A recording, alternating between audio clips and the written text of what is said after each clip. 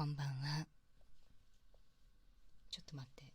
先輩がね、ちょっと今日は膝の上で寝ていて、ペチャペチャ聞こえていたら、本当にごめんなさい。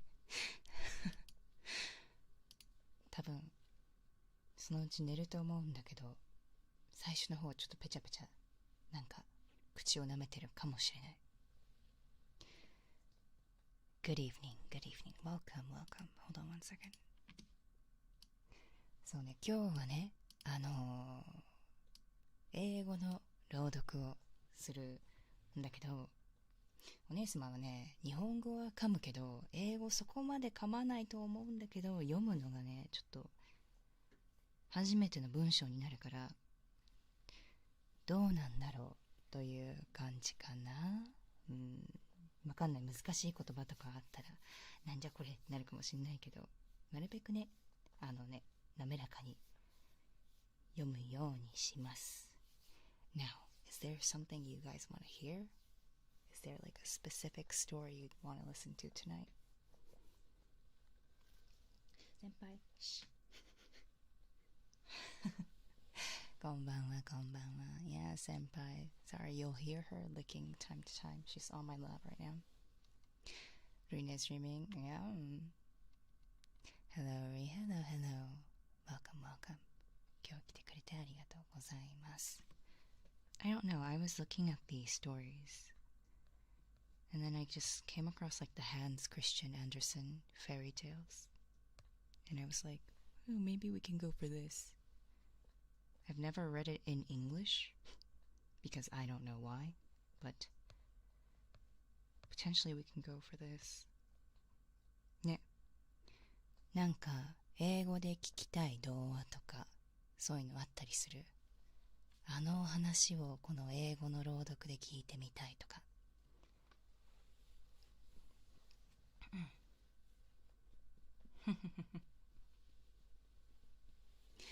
こんばんは。ついに僕のアイコンとメンバーシップのアイコンが同じシュナウザーになりました。英語朗読楽しみです。今日はこの配信で眠ります。ようこそ。太田くん、ようこそ。久しぶりじゃないの？本当だね。やっとシュナウザーになったね。っていうかそんなに時間が経ったんだね。すごいね。おかえりかな？ Can you read Hikari's Valorant match history? We won't talk about last game.Good day, Jake. Good day. 久しぶりに来れた気がします。嬉しい。ようこそようこそ。I don't know. I think I might go for the Hans Christian Andersen's. どれにしよう？ The Ugly Duckling? You want to go for that? I don't know how... These are fairy tales, but I don't know how easy...Like the script I have right here, I don't know if it's going to be like simple or if it's going to be really complicated. Oh gosh, Shakespeare. 6 months membership, let's go. I'm glad to be back. Welcome back, welcome back. Thank you for 6 months membership. 6 months membership, ありがとう。Yeah, let's go for the ugly duckling. The ugly... Or do you want to go for the snow queen? But then there's like...Part 1, Part 2, Part 3, Part 4, Part 5, Part 6, Part 7. I feel like that's going to be way too long. The Ugly Duckling? なんだっけ？日本語版は多分醜いアヒルっていうやつかな？そう。それの英語版を読ませていただきます。その前に携帯をちょっと充電しないと原稿がなくなってしまいます。So the thing about reading stories is that I can't read copyrighted, a lot of the copyrighted material. I know it's kind of hard to explain, but technically you're not allowed to read certain books on stream. Or for like, I don't know, videos or whatnot, right? But once it passes that certain like copyright thing, you can start reading it. So basically if it's a public domain or not, if that makes any sense. So 何でも読めるというわけでもなくて、本当にね、日本と同じで、その著作権問題で読めるやつと読めないやつがあるから、今回はちょっと古めなやつを選ぶしかないんだけど、醜いアヒルを読んでいこうかな。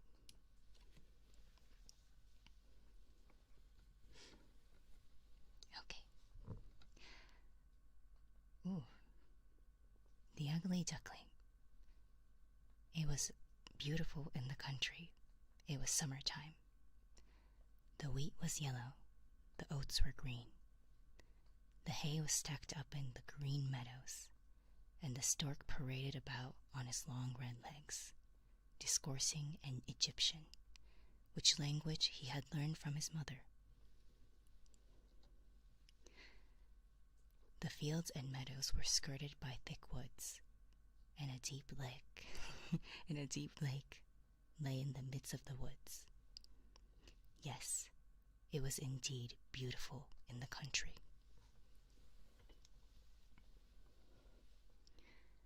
The sunshine fell warmly on an old mansion, surrounded by deep canals. From the walls down to the water's edge, there grew large burdock leaves, so high that the children could stand upright among them without being perceived. This place was as wild and unfrequented as the thickest part of the wood, and on that account a duck had been chosen to make her nest there. One thing I hate about reading is that I always lose track. No matter if it's English or Japanese, I lose where I'm reading.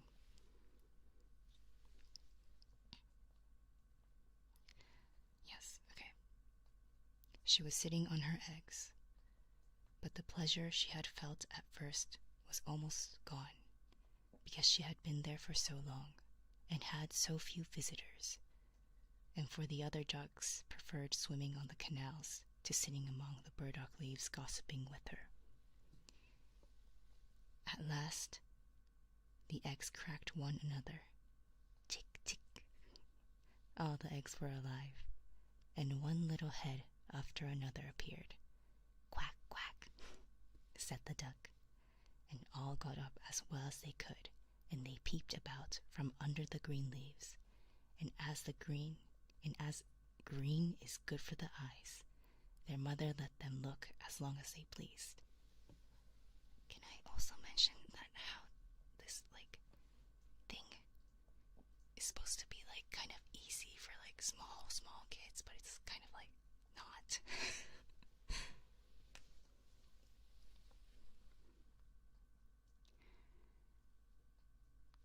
How large the world is, said the little ones, for they found their present situation very different to their former confined one, while yet in the eggshells. Do you imagine this to be the whole of the world? Said the mother. It extends far beyond from the other side of the garden to the pastor's field, but I have never been there. Are you all here? And she then got up. No, I have not got you all. The largest egg is still here. How long will this last? I am so weary of it. And then she sat down again. Well, and how are you getting on? Asked an old duck, who had come to pay her a visit. This one egg keeps me so long, said the mother. It will not break. But you should see the others. They are the prettiest little ducklings I have seen in all my days. They are like their father, the good-for-nothing fellow. He has not visited me once.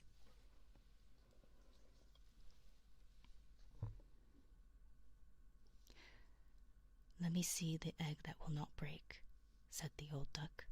Depend upon it, it is a turkey's egg. I was cheated in that same way once myself, and I had such trouble with the young ones, for they were afraid of water, and I could not get them there. I called and scolded, but it was all of no use. But let me see the egg. Ah, yes, to be sure, that is a turkey's egg. Leave it, and teach the other little ones to swim.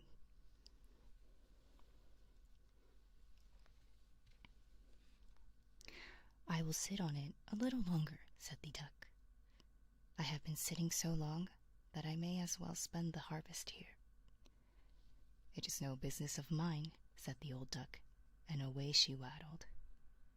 The great egg burst at last. Tick, tick, said the little one, and out it tumbled. But oh, how large and ugly it was. The duck looked at it. That is a great, strong creature, and she. None of the others are like it at all. Can it be a young turkey cock? No way they actually wrote it like that. Hans, why are you writing it like this? Well, we shall soon find out. It must go into the water, though I push it in myself. The next day, there was delightful weather, and the sun shone warmly upon all the green leaves. When the mother duck with all of her family went down the canal, plump she went into the water. Quack, quack, cried she, and one duckling after another jumped in. The water over their heads, but all came up again, and swam together in the pleasantest manner. Their legs moved without effort. All were there, even the ugly gray one.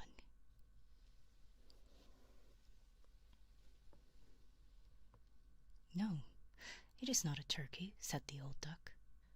Only see how prettily it moves its legs, how upright it holds itself. It is my own child. It is also really very pretty when one looks more closely at it. Quack, quack, now come with me. I will take you into the world, introduce you into the duckyard. But keep close to me, or someone may tread on you, and beware of the cat. So they came into the duckyard. There was a horrid noise.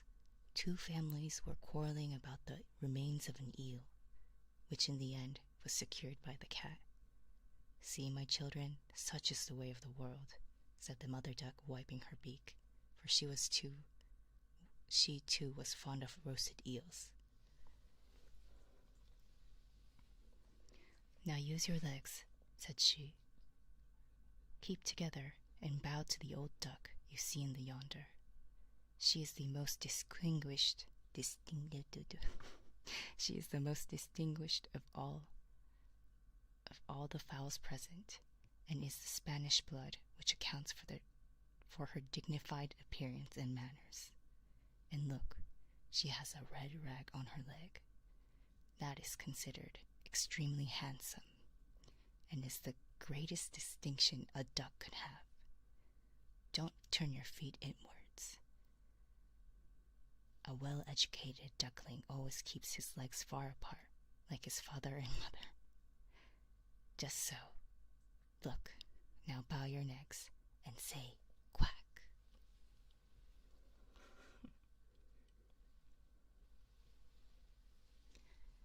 And they did as they were told. But the other ducks who were in the yard looked at them and said out loud, Only see, now we have another brood, as if there were not enough of us already. And fie, how ugly that one is. We will not endure it. And immediately one of the ducks flew at him and bit him in the neck. Leave him alone, said the mother. He is doing no one any harm. Yes, but he is so large and strange-looking, and therefore he shall be teased. Those are fine children that our good mother has, said the old duck with the red rag on her leg. All are pretty except one, and that one has not turned out well. I almost wish it could be hatched all over again. That cannot be, please your highness, said the mother. Certainly, he is not handsome, but he is a very good child and swims as well as the others. Indeed, rather better. I think he will grow like the others, all in good time, and perhaps will look smaller. He stayed so long in the eggshell, that is the cause of his difference. And she scratched the duckling's neck and stroked his whole body. Besides, added she, He is a drake. I think he will be very strong. Therefore, it does not matter so much. He will fight his way through.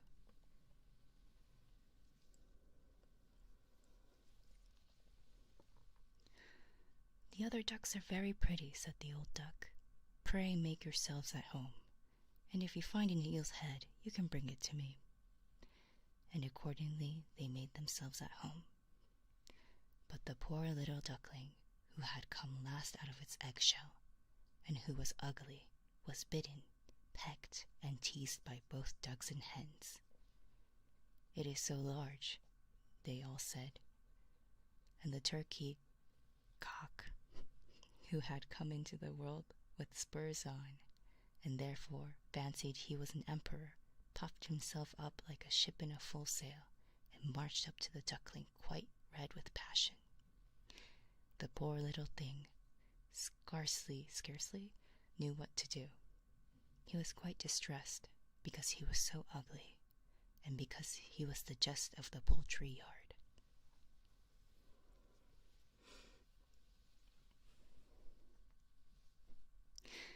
So passed the first day, and afterwards matters grew worse and worse. The poor duckling was scorned by all. Even his brothers and sisters behaved unkindly, were constantly saying, "The cat fetched thee." Thou nasty creature, what the fuck does that mean? The mother said, if thou wert only far away. I don't know what that fuck, what? Fuck them. The ducks bit him, and the hens pecked him, and the girl who fed the poultry kicked him. Oh my god. He ran over the hedge. The little birds in the bushes were terrified. That is because I am so ugly, thought the duckling, shutting his eyes. But he ran on. At last he came to a wide moor, where lived some wild ducks, where he lay the whole night, so tired and so comfortless.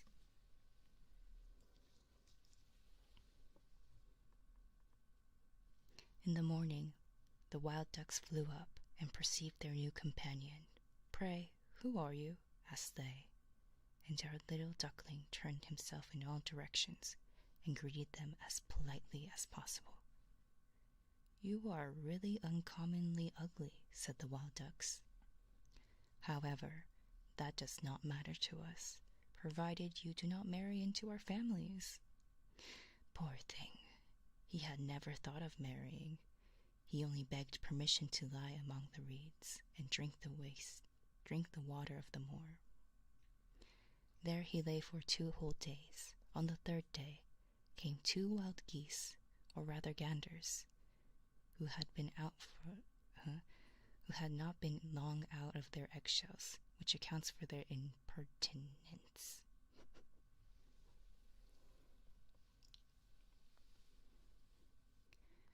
"Hark ye," "Hark ye," said they, "you are so ugly that we like you infinitely well. Will you come with us and be a bird of passage?" On another moor, not far from this, are some dear sweet wild geese, as lovely creatures as ever said, "Hiss, hiss." You are truly in the way to make your fortune, ugly as you are. Bang! A gun went off all at once, and both wild geese were stretched dead among the reeds, and the water became red with blood. Bang! A gun went off again. Whole flocks of wild geese flew up from the reeds, and another report followed. There was a grand hunting party. The hunters lay in ambush all around.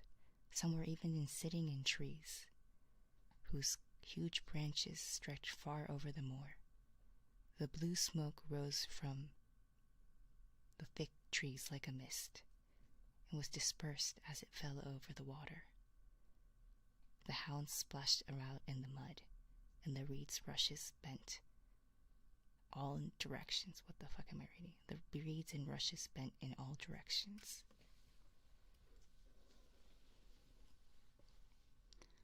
How frightened the poor little duck was. He turned his head, thinking to hide under his wings, and in a moment a most formidable-looking dog stood close to him, his tongue hanging out of his mouth, his eyes sparkling fearfully. He opened his wide jaws at the sight of the duckling, showed him his sharp white teeth, and splash, splash, he was gone, gone without hurting him. "Well, let me be thankful," sighed he. "I am so ugly that even the dog will not even eat me." And now he stayed still, though the shooting continued among the reeds, shot following shot. The noise did not cease till late in the day, and even the poor little thing dared not stir. He waited several hours before he looked around him, then hastened away from the moor as fast as he could. He ran over the fields and meadows, though the wind was so high that he had some difficulty in proceeding.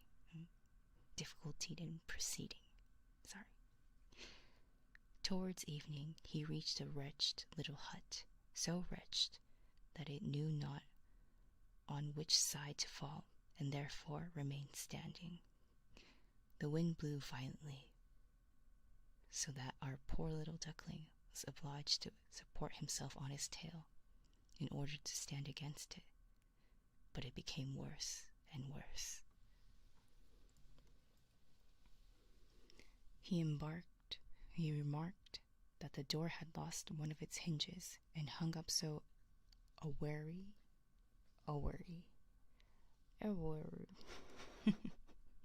that he could creep through the crevice into the room, which he did. In this room lived an old woman with her tomcat and her hen, and the cat, whom she called her little son, knew how to set up his back and purr. Indeed, he could even emit sparks when stroked the wrong way.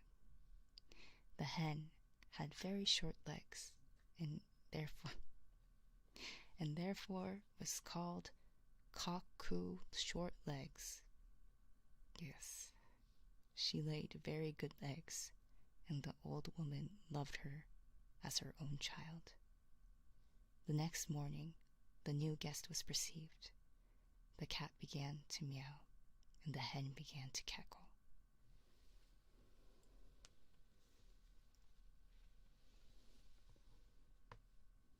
"What is the matter?" asked the old woman, looking around. However, her eyes were not good, so she took the young duckling to be a fat duck who had lost her way. "This is a capital catch," said she. "I shall now have duck's eggs. If it not be a drake, we must try." And so the duckling was put to the proof for 3 weeks, but no eggs made their appearance. Now the cat was the master of the house, and the hen was the mistress. What?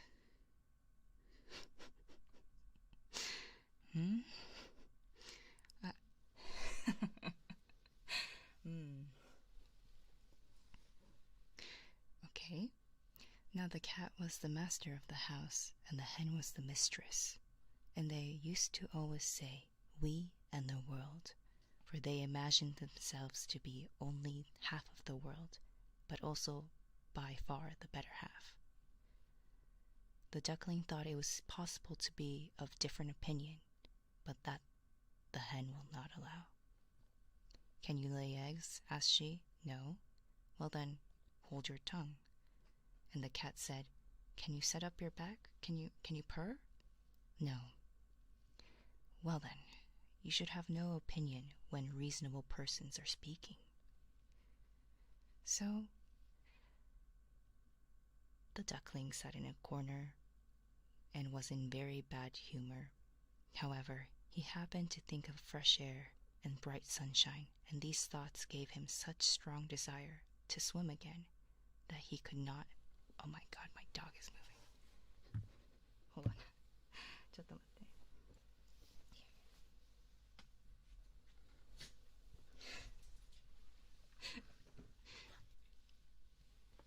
Okay.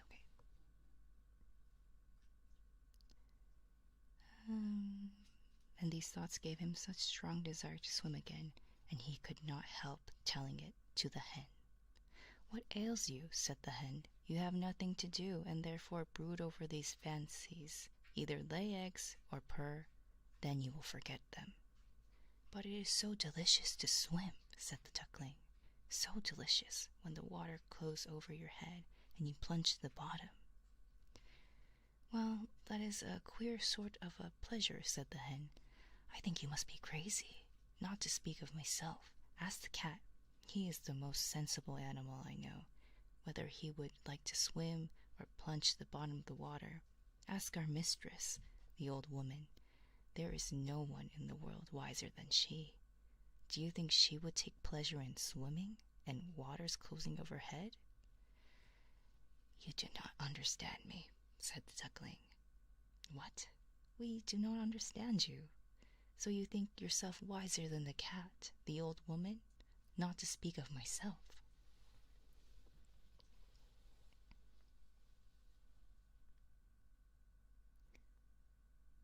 "Do not fancy any such thing, child, but be thankful for all of the kindness that has been shown to you. Are you not lodged in a warm room? And have you not advantage of society from which you can learn something? But you are simpleton, and it is wearisome to have anything to do with you. Believe me, I wish you well. I tell you unpleasant truths, but it is thus that real friendship is shown. Come, for once give yourself the trouble to learn to purr or to lay eggs." I think I will go out into the wide world again," said the duckling. "Well, go," answered the hen. So the duckling went. He swam on the first surface of the water. He plunged beneath, but all animals passed him by on account of his ugliness. And then autumn came. The leaves turned yellow and brown. The wind caught them and danced them about. The air was very cold. The clouds were heavy with hail or snow. And the raven sat on the hedge and croaked. The poor duckling was certainly not very comfortable.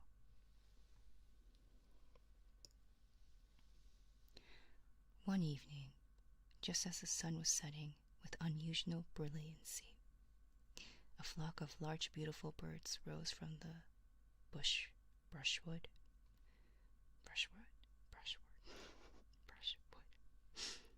The duckling had never seen anything so beautiful before. Their plumage was of a dazzling white, and they had a long, slender neck. They were swans. They uttered a single cry, spread out their long and splendid wings, and flew away from the cold regions to warmer countries across the ocean sea. They flew so high, so very high, and the little duckling's feelings were so strange. He turned around and around in the water like a mill wheel, strained his neck to look after them, and sent forth such a long and strange cry that it almost frightened himself. Ah, he could not forget them, those noble birds, those happy birds. When he could see them no longer, he plunged to the bottom of the water, and when he rose again, was almost beside himself. The duckling knew not what birds were called, knew not whether they were flying, yet he loved them as he had never loved before. He never before loved anything. He envied them not. It would never have occurred to him to wish such beauty for himself. He would have been quite contented if the duck in the duckyard but endured his company. The poor ugly animal. I'm getting confused.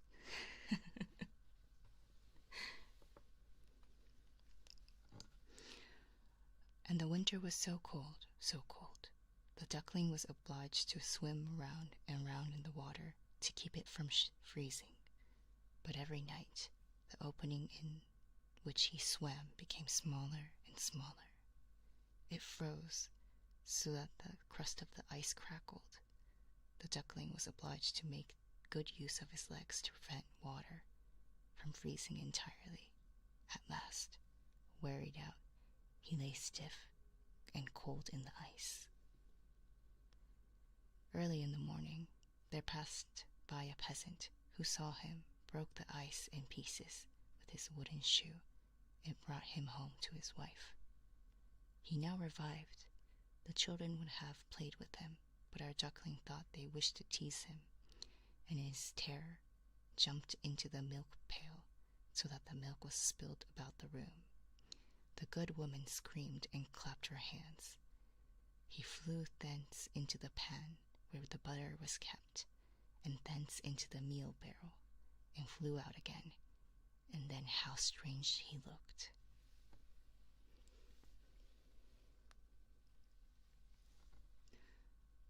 The woman screamed and struck at him with the thongs, and the children ran races with each other trying to catch him, and laughed and screamed likewise.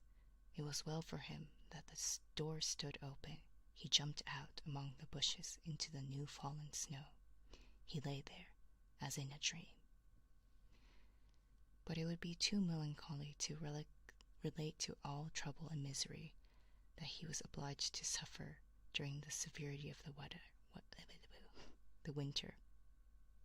He was lying on a moor among the reeds when the sun began to shine warmly again. The larks sang, and the beautiful spring had returned. Okay, we're almost there.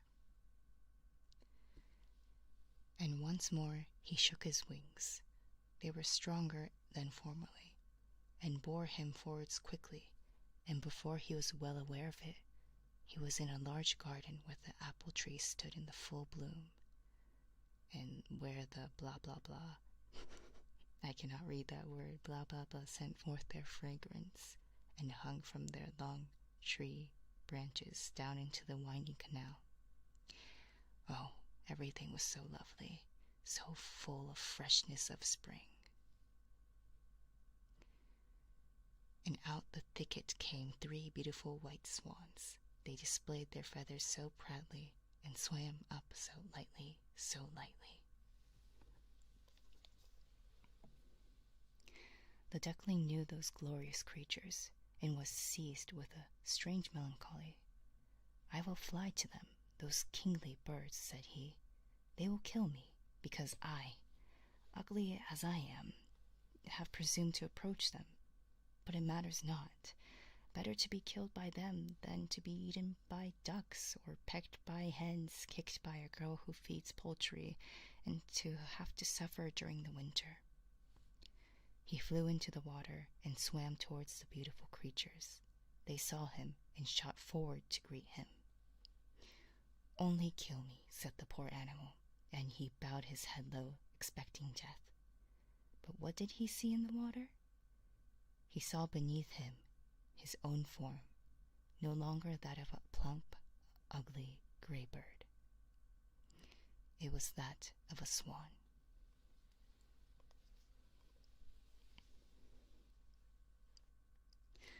It matters not to have been born in a duckyard if one has been hatched from a swan's egg. The good creature felt himself really elevated by all the troubles and adversities he had experienced. He could now rightly estimate his own happiness, and the larger swans swam around him and stroked him with their beaks. Some little children were running about in the garden. They threw grain and bread into the water, and the youngest exclaimed, "There is a new one!" The others also cried out, "Yes, there is a new swan!" And they clapped their hands and danced around. They ran to their father and mother. Bread and cake were also thrown into the water, and everyone said, "The new one is the best, so young and so beautiful." And the old swans bowed before him. The young swan felt quite ashamed and hid his head under his wings. He scarcely knew what to do. He was all too happy. but still not proud, for a good heart is never proud. He remembered how he had been persecuted and derided. Is that even how you pronounce that? And he now heard everyone say he was the most beautiful of all beautiful birds. And the blah blah blah bent down their branches toward him, low into the water, and the sun shone so warmly and brightly. He shook his feathers, stretched his slender neck, and in the joy of his heart said, "How little did I dream of so much happiness when I was a ugly, despised duckling."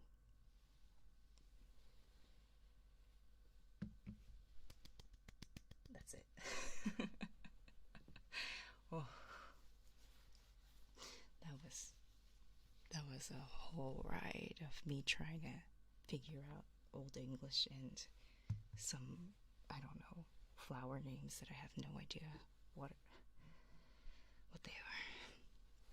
という感じで、醜いアヒルの英語版ですね。元のやつかな。そうね。なんだろうね。いざその話を知っている子供とかもたくさんいると思うんだけど、いざね本当の原稿を読むと意外とこんなにちょっと難しい単語を使いながら書いたんだなって思う。きっとね、私たちが読んでるやつとかさ、もっとこう簡潔に書いてあるやつですごくわかりやすく、こうわかりやすい、子供でもわかりやすい言葉で書いてあるんだろうけど、この英語版のやつはね、多分これ元のやつね、元のやつが割とこういう感じで書いてたんだって思って、割とその子供向けでもなく音をちゃんと読める人向けに書いたのかなって少しお姉様は思いました。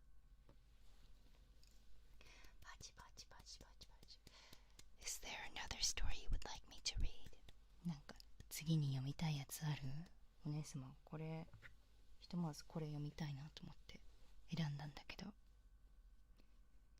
It's like Sherlock Holmes, like not copyrighted. Is that going to be harder for me? Because it's like British English.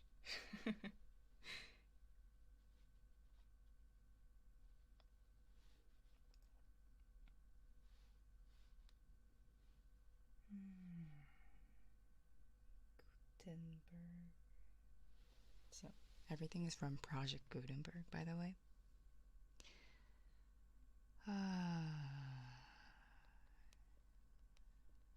Let me see. Is 99% copyrighted, I think. Oh god, really? How old is it?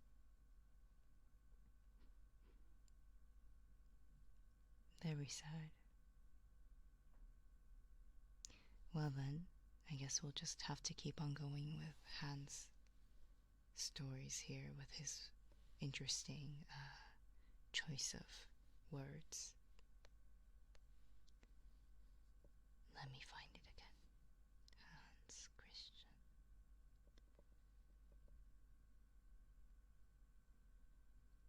Princess and the Pea. Princess and the Pea. As of 2023. Really? Is it now? Is it now finally public domain? I don't know how long Sherlock Holmes will be though. That's the only reason why I'm just like, eh.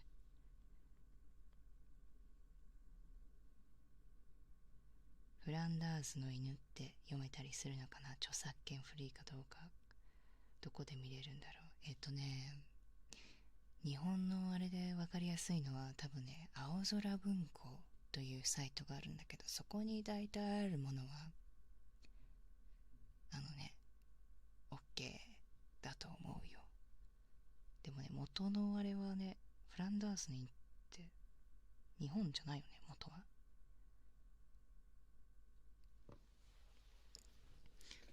It is public domain now as of 2023. Oh my god. We're just gonna be reading Sherlock Holmes. How many years is that gonna take me to finish like one chapter? I've never read like the actual like book, so I wouldn't know. Like I've only read like I haven't even read. I've only like watched like TV shows of like the stories.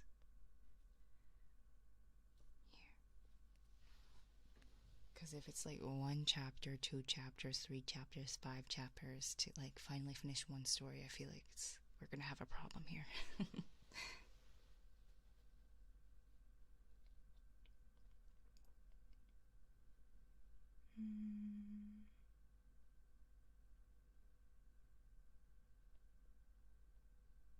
This is a very long story. Oh my god.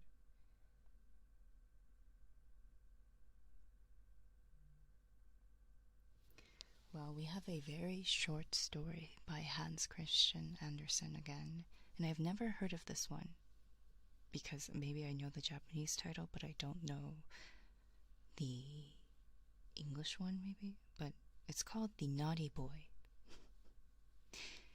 そう、一つね、お姉様この話、この動画のタイトル日本語で知らないんだけど、もともとこの話も知らないからなんだろうけど、The Naughty Boy、なんだろう、いたずらっ子みたいな、そんなタイトルのアンデルセンの動画あるのかな。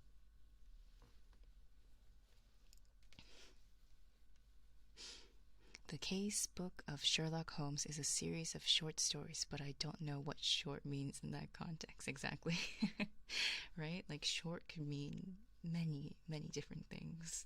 Like it could be like a short read for us to read in our heads, but maybe when we try to read it out loud, it's going to take like 3 hours. I'll check it out next time though. Yeah, the Benedict Cumberbatch one, right? The TV series is so long. I think the book is very long, yeah. Okay, how about we read The Naughty Boy? I have no idea what it's about. Okay. The Naughty Boy. There was once an old poet, such a good, honest old poet. He was sitting alone in his own little room on a very stormy evening. The wind was roaring without, and the rain poured down in the torrents. But the old man sat cozily by his warm stove. The fire was blazing brightly, and some apples were roasting in front of it. That sounds very nice. Those poor people who have no roof to shelter them tonight will, most assuredly, not have a dry thread left on their skin, said the kind-hearted old man. Oh, open the door, I am so cold, and quite wet through besides. Open the door, cried a voice from without. The voice was like a child's, seemed half-choked with sobs. Rap, rap, rap. It went on knocking at the door, whilst rain still kept streaming down from the clouds, and the wind rattled among the window panes. Poor little thing, said the old poet, and he arose and opened the door. There stood a little boy, almost naked, and the water trickled down from his long flaxen hair. He was shivering with cold, and had been left much longer out in the street. He must certainly have perished in the storm. Poor boy, said the old poet again, taking him by the hand and leading him into his room. Come to me, and we'll soon make thee warm again, and I will give thee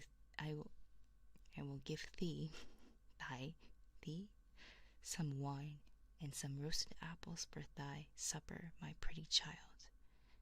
And of a truth, the boy was exceedingly pretty. His whoa, wait, what? Oh, sorry, I lost track. His eyes shone as bright as the stars, and his hair, although dripping with water, curled in beautiful ringlets. He looked quite like a little cherub. But he was very pale and trembled in every limb with cold. In his hand he held a pretty little crossbow, but it seemed entirely spoilt by the rain, and the colors painted down on the arrows all ran into one each other.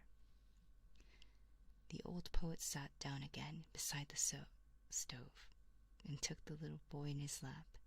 He wrung the water out of his streaming hair, warmed the child's hands with his own, and gave him mulled wine to drink.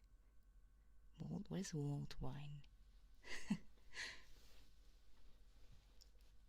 What does that mean? I'm sorry, I don't know what that means. What is that? Like, what's mulled wine? The boy soon became himself again. The rosy color returned to his cheeks, and he jumped down from the old man's lap and danced around him on the floor. Heated wine? So he gave a child wine?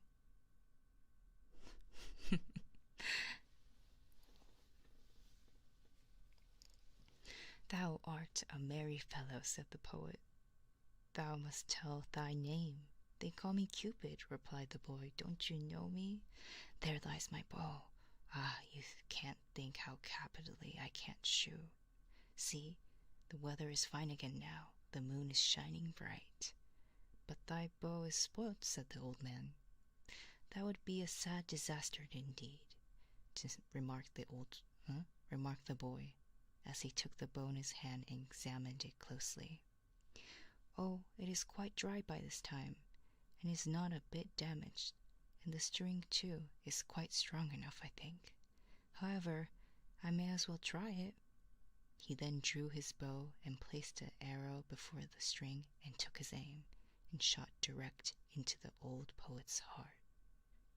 Now you may be sure that my crossbow is not spoilt, cried he, as with a loud laugh he ran away. The naughty boy! This was indeed ungrateful of him, to shoot the heart, the old good man, who had so kindly taken him in, warmed him, dried his clothes, given him sweet wine, and nice roasted apples for supper. The poor poet lay groaning on the ground, for the arrow was wounded him sorely. Fie for shame, Cupid, cried he, thou art a wicked boy. I will tell all good children how thou hast treated me, and bid them take heed, and never play with thee, for thou wilt assuredly do them a mischief, as thou hast done to me.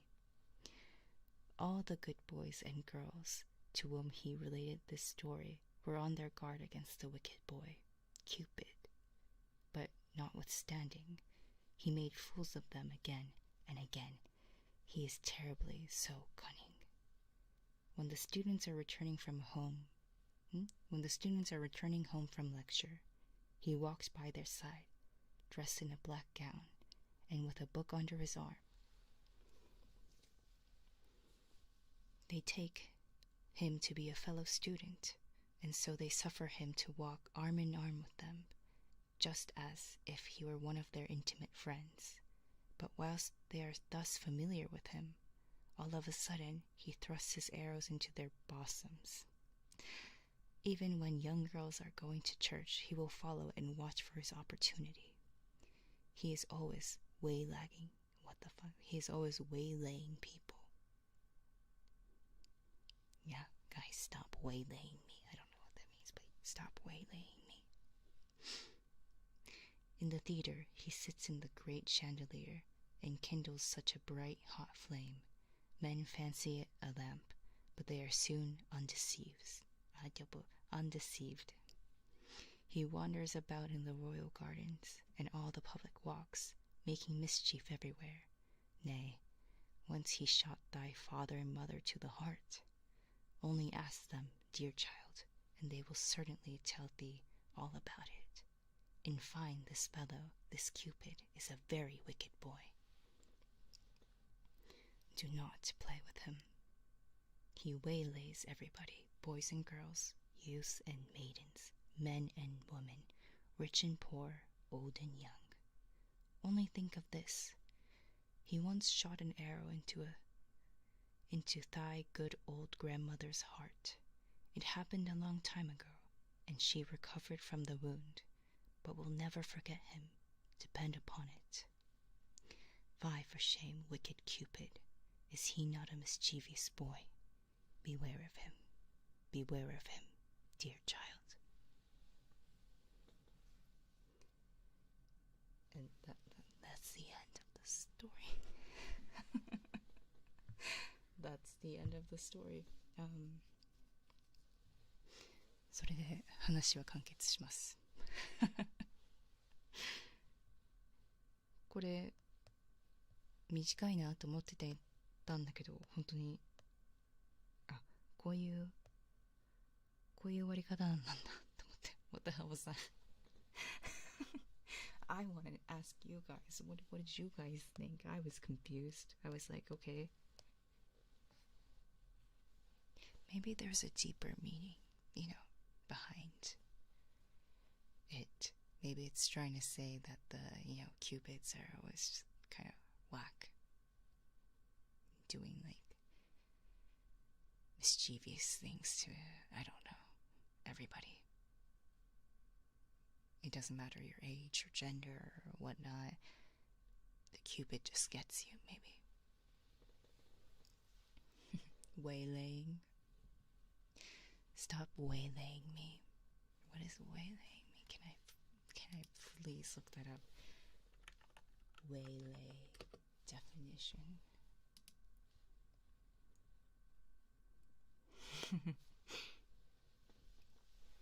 Waylay. It's a verb. Stop or interrupt someone and detain them in a conversation or trouble them in some other way. Stop waylaying me. I'll type that in Valorant all chat. Stop waylaying me. I will waylay you. What? Don't easily trust people on the streets? Is that the moral of the story? I don't know. Maybe it's trying to say something about the Cupid. I'm not sure.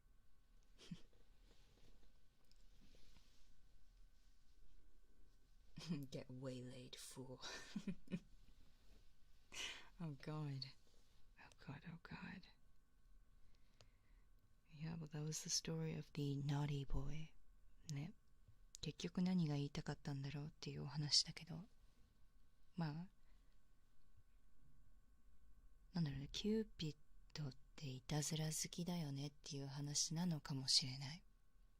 なんか、年齢とか性別問わず、キューピッドは矢を打ってどうのこうのみたいな感じなのかもしれないし、単に人をね、簡単に信じるのではないよというお話なのかもしれない。お姉様はわかりません。アンデルセンが何を考えてこの話を書いたのか、お姉様はさっぱりわかりません。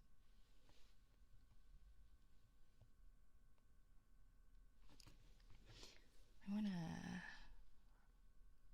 read like one last short story, but I don't see anything that's short enough for us to read. They are very long. Yeah, oh my god, these are long. Is there a small, like a very short story? Red Riding Hood? Red Riding Hood. Now, is that short or is that long?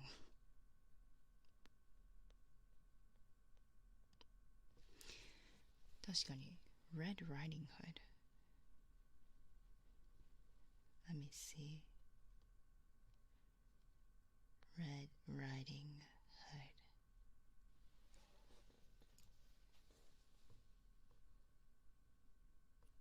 Okay.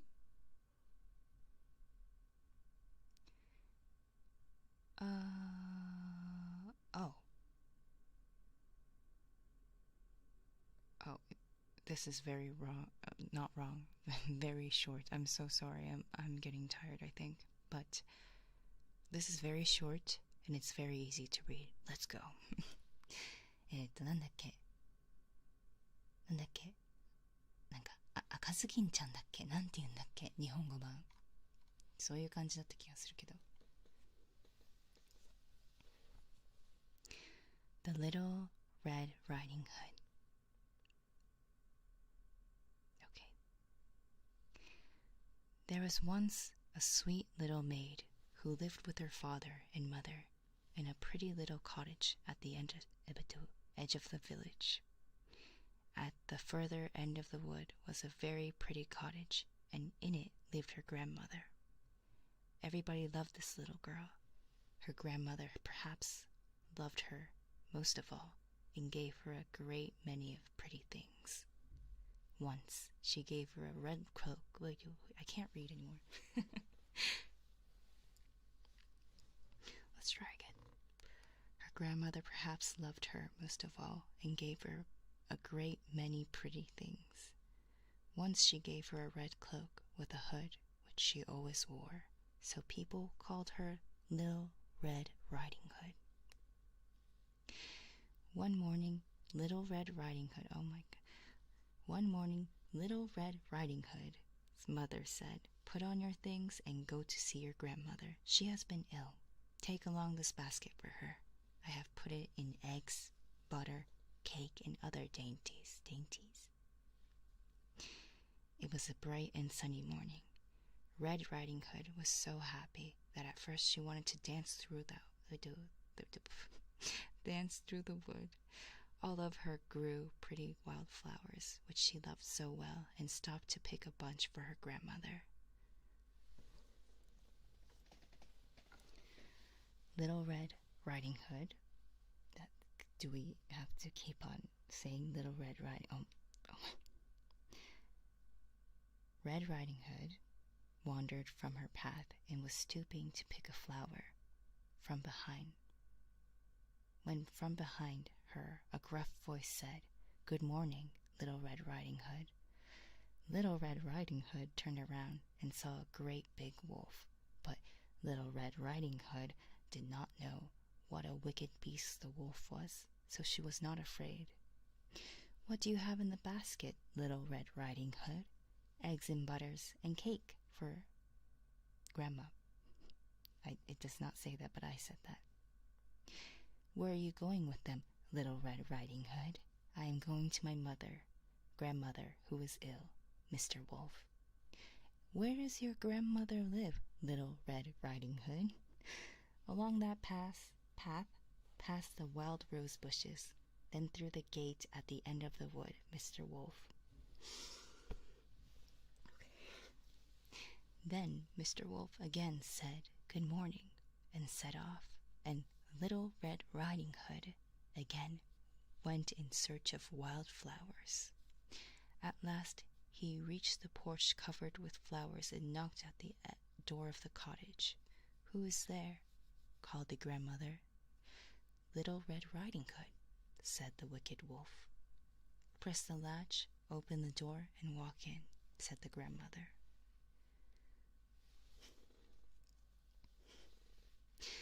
The wolf pressed the latch, walked in where the grandmother lay in bed. He made one jump at her, but she jumped out of the bed into a closet. Then the wolf put on the cap which she had dropped and crept under the bedclothes. In a short while, Little Red Riding Hood. I can't be the only one, right? That's finding this very unnecessary, but we'll say it. In a short while, Little Red Riding Hood knocked at the door and walked in saying, "Good morning, grandmother. I have brought you eggs, butter, cake, and here's a bunch of flowers I gathered in the woods." As she came near the bed, she said, "What big ears you have, grandmother." All the better to hear with, my dear." "What big eyes you have, grandmother." "All the better to see you with, my dear." "But grandmother, what a big nose you have." "All the better to smell with, my dear."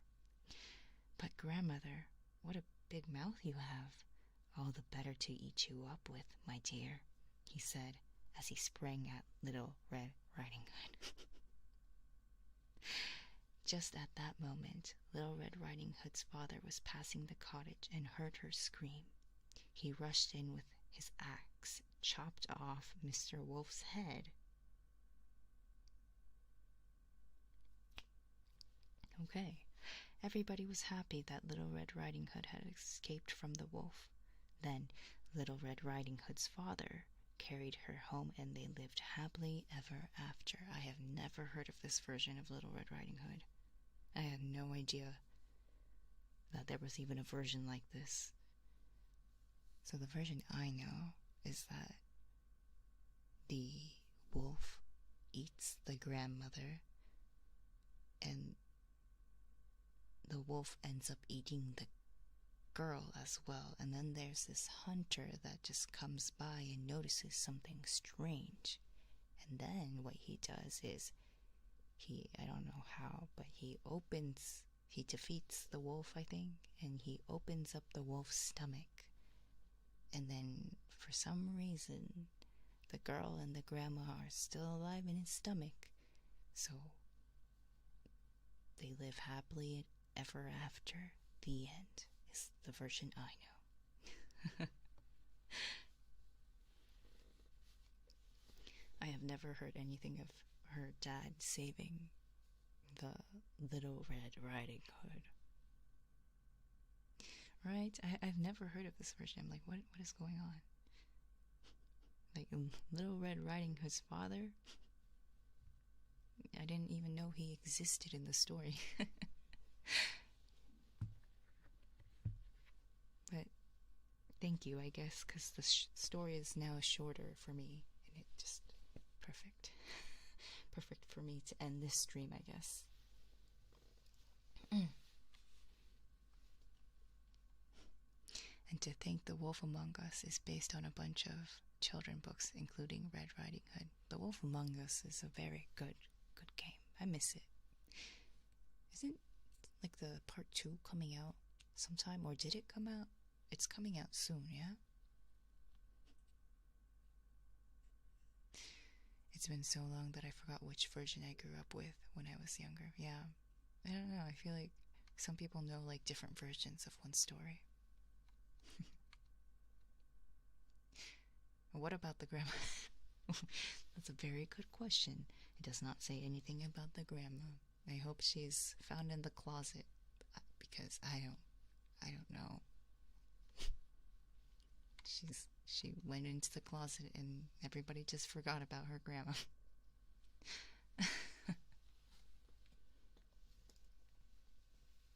Wait, I want to play it. No, it's really good. Even, yeah, all my friends are talking about it. We were like, wait, you know that game, yeah? And they were like, yeah. Wait, yes, you know that game? And I'm like, yeah. It's one of those. I have no idea if part 2 is going to be any good, just because there's season 2, or I don't know. Because I remember that company had done, The Walking Dead version of that, like, you know, this Telltale, was it? Telltale's series or something like that. And they were really good. The Walking Dead, I feel like it was really good the first game. Maybe the second, I don't remember. Was it seasons? How does the game go by? I don't remember, but I remember it was very good in the beginning. Like, the first part of the game was very good. And then it just started to, like, get really, like, boring. Almost. So I'm very worried that it might have happened to the Wolf Among Us. Snow White, best girl. Girl, yeah. The best girl. I bought a Switch so I can play the final season of The Walking Dead. Oh, it's on Switch?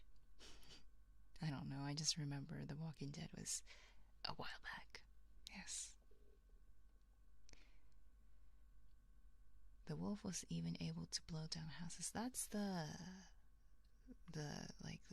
3 Little Pigs, or whatever it's called. That's a different story.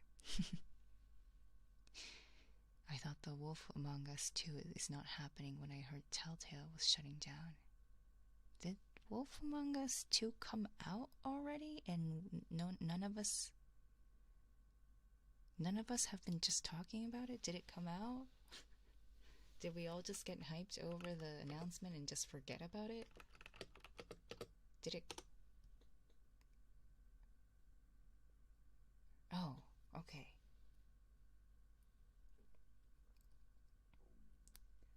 Don't mind my stomach, I'm hungry. I only had soup, okay? And I only had Fitboxing 2 on my Switch to play. Oh, it's coming out in 2000 and... Wait.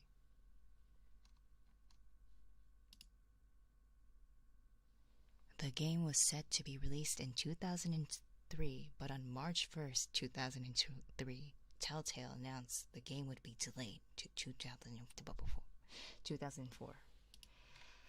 Yeah, so we're just... we've been waiting for a while. How was Fitboxing? It was awful. We don't talk about it. We don't talk about that. Fit exercise 配信楽しみです。配信しなきゃいけないのかしら。運動している時のね。The Wolf Among Us 2. I mean, I guess if it ever comes out.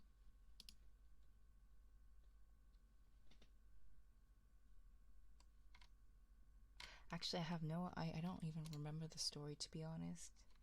I just remember they ended a lot of things on weird plot twists, and then we were like, what happens next? And then Telltale just disappeared. They just shut down. At least you got the beginning of abs. Hopefully. Well then, thank you for joining me tonight with me trying to read to you. I suck at reading, but I enjoy reading. And it's very hard reading with this ASMR mic because I know I have to whisper a little bit. And I can't breathe when I have to whisper so much. 今晩の配信に来てくれて本当にありがとうございます。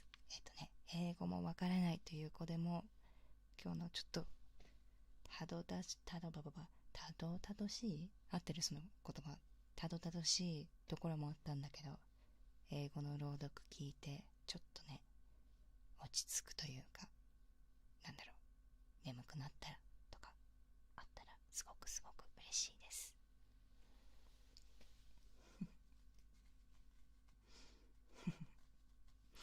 というわけでまた今度配信する日は水曜日の夜ちょっとミステリーゲーを久しぶりにお姉様は遊びます。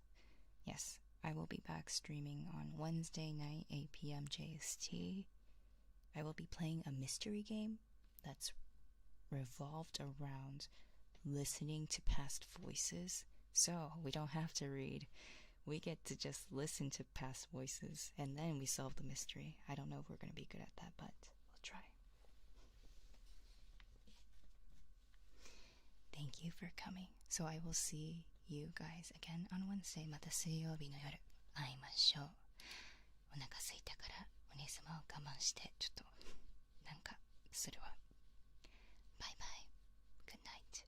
Don't be a naughty little boy.